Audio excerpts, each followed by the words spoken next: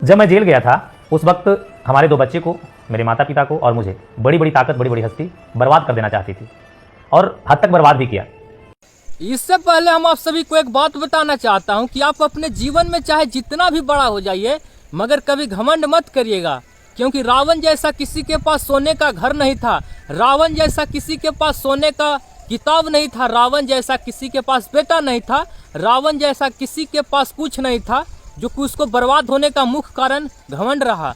और उसी प्रकार एक जीता जागता उदाहरण लाया हूँ मगहिया जवान के गौतम सिंह राजपूत को, जो कि 2-4 को कमेंट वाले समर्थक आ कर दिया कि घमंड में चूर हो गया।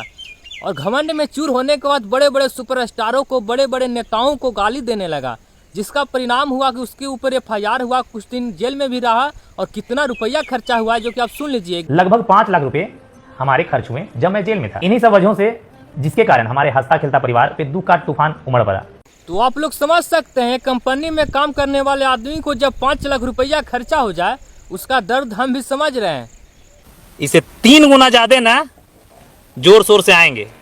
ये सुने ना, ये जेल जाने से पहले बोला था कि जब हम जेल से बाहर आएंगे तो 3 गुना ज्यादा जोर शोर से आएंगे। और यही व्यक्ति भैया अब सोशल मीडिया पे आके भीख मांगने लगा है।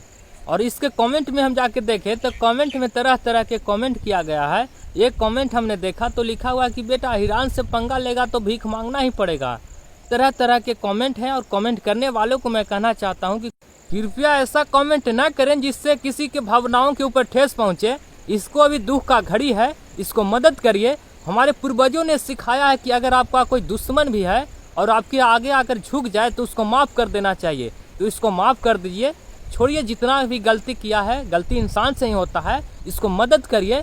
मतलब इसका 2 बच्ची है, माता पिता सब गरीबी स्तर से ज़िंदगी जीने लगा है, इसको नौकरी भी अब रद्द हो चुका है।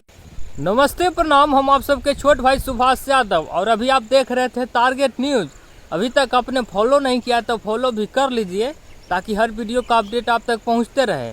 देखिए, मगहिया जवान के गौतम सिंह राजपूत को घमंड इतना नाश कर दिया, विनाश कर दिया कि आज उसको सोशल मीडिया पे आके भीख मांगने पड़ रहा है। भैया देखिए, हम आप सभी को एक बात बताना चाहता हूँ कि आप अपने जीवन में चाहे जितना भी बड़ा हो जाइए मगर घमंड मत करिएगा, क्योंकि रावण को घमंड पहले रहा है। रावण जैसा किसी के पास घर नहीं था, रावण जैसा किसी के पास बेटा नहीं था, रावण जैसा किसी के पास पुस्तक नहीं था और उसको बर्बाद होने में घमंड का हाथ है।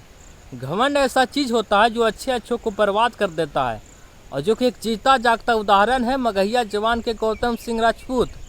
भैया मतलब 2-4 को कमेंट कर दिया समर्थक कि पागल हो गया, घमंड में एकदम चूर हो गया।